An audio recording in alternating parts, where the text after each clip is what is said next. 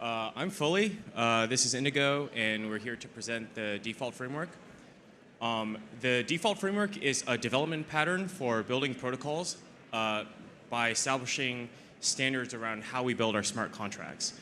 And this framework is used in the upcoming Olympus v3, so we'll go over some examples of how we use it in our code base, and hopefully it'll give everybody a better idea of what it looks like in production. Cool. So what do we need frameworks for, and what do they do? Frameworks are primarily for organizing business logic in your code.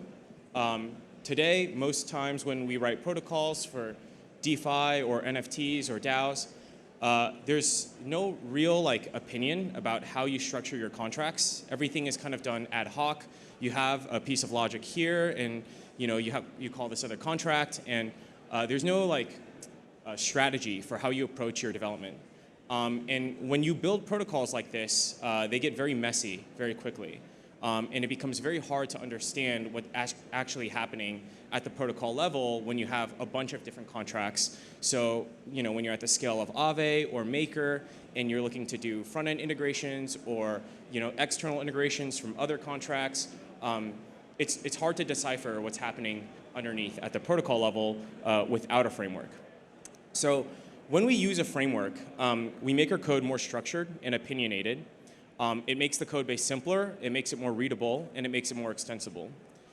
You can think of a framework as like a file cabinet for your logic. So you can sort and categorize the different components of your code instead of just having loose papers lying around, basically the way we have today.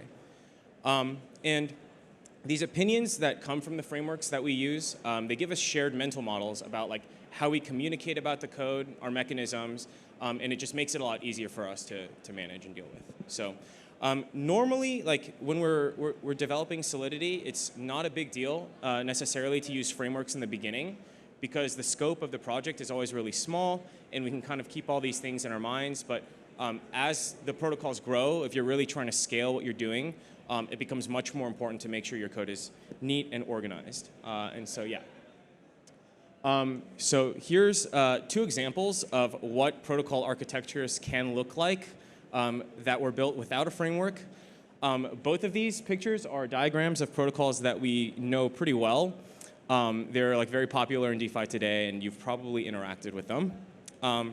And just by looking at the diagrams, you can get a feel for how complex these things can get. I won't go into detail about what the pictures are, but it's mostly just a visual image to see what's happening. Each one of these squares is its own smart contract, and it's calling another contract that's coming in from somewhere else. So if you're a developer, you're not just looking at the pictures, you're actually reading through the code, and you're understanding, when I'm integrating with this thing, that thing is calling that thing, and so there's a lot that you have to read through to see what's happening. And this isn't really a criticism on the quality of their engineering or the robustness of the architectures. It's mostly just a way to see okay, it's hard to know what the point of entries are into these systems. There's no defined flow of logic. You can see there's some circular stuff. The arrows are kind of pointing in all these different directions. And so you can imagine for a new developer or an outside developer trying to build with these services, it just makes it really hard to scale these things.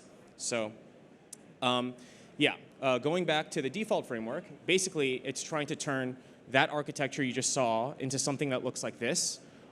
There's a cohesive structure. At the top, that's where the point of entries are for all the users. At the bottom, these are our data models. And then they're all kind of routed through this central controller that we call the kernel. And Indigo will go into more detail about how these things work. But just a little bit more about the framework. The idea is to have a clear point of entry for everything that's happening with the system. There's a very clear flow of logic when contracts are called. And this is not a novel concept at all, actually. This is mostly inspired by MVC, if you've heard of it, in web development. We've done the same thing in our web applications where we break down our code into models, views, and controllers. It allows us to scale our development teams and work on different elements of the application without a lot of coordination costs. So really the goal of this framework is just to make sure we can build more scalable and robust architectures as our protocols are growing.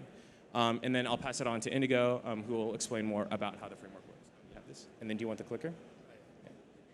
So as you can see, this is an example of the default framework. This is what we built recently for Olympus, the version 3.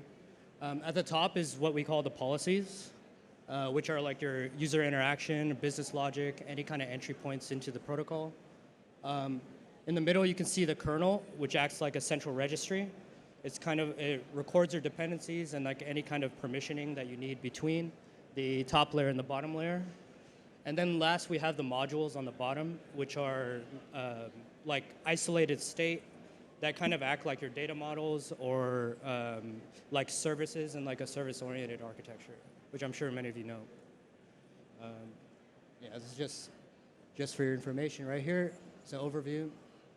So I'll go through each section in the Olympus code just to show you guys. So this is the kernel. The kernel is actually pretty simple. It's just a registry. All it does is it records the modules, the policies, and the permissions between them. The kernel has these 6 defined actions. So these are the ways that you can actually modify the core registry. You can install or upgrade the modules, which you can't delete, and that's to keep the protocol as immutable as we can. And then we have activating and deactivating policies, which allow you to add or remove them. So since the policies are entry points, they're business logic, this is kind of where you can even think of them as scripts sometimes.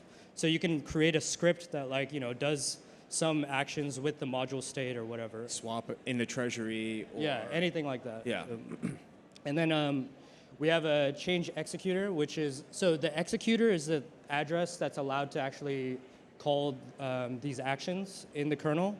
Generally, this is your governance contract or whatever, so to keep as decentralized as possible.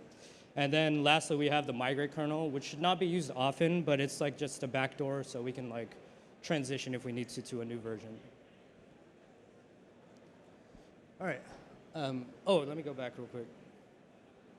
Oh yeah, okay, yeah. So it's just a enums of what the actions there are. Okay, so the module is very simple. So the modules are meant to be just very simple isolated state that many different contracts can use. So you can think of it as shared state, but we try to keep it isolated so that you should not have to change your modules too often, right? And that's also why we don't delete them, because everything should just be built on top of them.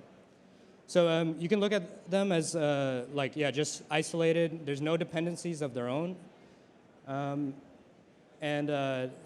an example of a good module is a treasury contract, which you can think of if you think of a treasury is just some accounting and maybe some `extra functions on top. But essentially it should be pretty basic and isolated in itself, right? So it's a very standalone thing. So that's a good candidate for making something into a module. The modules also have these, you can't see it here, but there's a modifier called permissioned, which any policy that wants to interact with the module will have to request from the kernel that it wants to call this permissioned function. And whoever can call these permissioned functions, that's managed by the kernel. And then lastly, you can see right here in the middle, it says key code. So key code is an identifier for the module. It lets us you can kind of think of it like a proxy almost, where it lets us really easily identify the module, but it also lets us upgrade the module to a new implementation if we need to. And then yeah, we also have a version. All right, so this is the fun part, the policies. So the policies act like the user interface or the interaction layer. They can also be general purpose business logic or scripts or whatever. So a core principle of the default framework is to be very auditable and readable for even semi-technical people, right? So you should be able to see, like, okay, if a governance proposal comes through that's making a policy, you should be able to see exactly what it's touching, right? So this is how we do it. You can see here, like, each policy has to define upfront which module dependencies it's touching, which you can see right there in the configure dependencies function. And then we also have, as I was saying, the permissions that are managed by the kernel. These are also right here in the request permissions. So you know exactly what the policy is touching and which functions it's touching. So, so as far as the policies themselves, they don't talk to each other. Usually they're isolated. The idea is to like encapsulate as much complexity into one contract rather than having it like leak all over the system. And then lastly, yeah, they just don't share any state pretty much between them. I think a good way to summarize it would be like modules are packets for your data, and then policies are packets for your business logic. So a policy would do something like mint a token, deposit to a treasury, and then you can tie those things together to create mechanisms. Like if you want to do a token sale, you would have a policy that collects a deposit and then takes that deposit and puts it into the treasury and mints a token, and that would be a token sale. So you would need the two modules to do that, and then the policy kind of like conducts the logic in between. And we have some examples too. And we have some examples, yeah. So okay, this is the Olympus v3 code that just got audited by Code Arena. Shout out Code Arena, you're awesome. So this is like, right here you can see that there's only 4, these are the 4 main policies. There's a few more, but I left them out. And then there's these 6 different modules. So the core of the protocol is built around a treasury, which is, as I said before in my example earlier, is just like it's a very simple contract that just does like manage the accounting of the reserves that we have. And then we have a minter, which is a wrapper on the legacy Ohm token. Normally, the token would be the module, but we didn't want to migrate the token, so we built a wrapper around the existing token. Yeah. I wanted to, but they didn't let me. So, and then lastly, we have a treasury custodian at the top, which is just a way for us to modify some things in the treasury that like need maintenance. Hopefully, we don't need to, but it's just just in an emergency. So here's the range-bound stability. So if you guys are familiar, or if you're not familiar with range-bound stability, it's a system that we developed to support the exchange rate for the Ohm token. So it does like open market operations on the liquidity pairs that we have. The main contract is the operator up there, and which the operator touches all 4 of these modules. In fact, the policy slide earlier, that was a snippet from the operator code. So the operator actually itself is pretty complex, but the nice thing about the framework is that it keeps the complexity encapsulated into one contract rather than having it everywhere. So it's just nice. It's good. As a dev, you see like a lot of people don't really think of that. So just being able to encapsulate these things is like just makes it easy to parse. And I can talk a bit about the governance. So the governance contract, or I guess like part of this code base, is to allow us to upgrade the actual code, the protocol, in a decentralized way. So a lot of us talk about decentralized protocols and open and permissionless, but the reality is, for most of the things we interact with, the code is controlled by a dev multi-sig or some kind of multi-sig. And protocols are economically decentralized, but I think operationally they're still very centralized, and it's hard to get away from that. And so the governance is actually a business logic piece that wraps around the kernel and allows us to vote on proposals for kernel actions to be executed.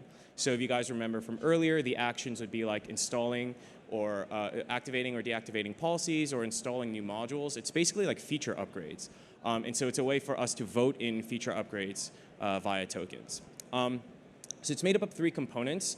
The first component is the instructions module, which basically just stores lists of actions that can be taken as like a batch update. So you could install a treasury and then activate a token sale policy, and then disable some other token minting thing if you wanted to change the emission structure. The votes module is an ERC20 token that's non-transferable that just represents the balances in your wallet of the votes that you have. And then at the top, the governor policy is what actually submits the votes, counts the votes, makes sure that the vote quorum is correct. So if you wanted to change the terms of your governance, for example, right now we have like a 33% net vote quorum, and we say, hey, that's too high, we want to change it to 20%, you just adjust the policy. So instead of 33%, it's 20%, that's the new policy, and that itself can go in through governance, which is really interesting. And I think one of the main inspirations for building this framework is actually because of the need to decentralize code bases and seeing, a lot of these projects that want to be decentralized but don't know how. And I think this governance structure is probably the first, at least that I know of, where votes that are committed are directly making underlying changes to the code and the functionality of that code, and not just what the parameters are. And so we can have DAOs that are truly, truly decentralized. So yeah, that's it. Thank you very much, guys.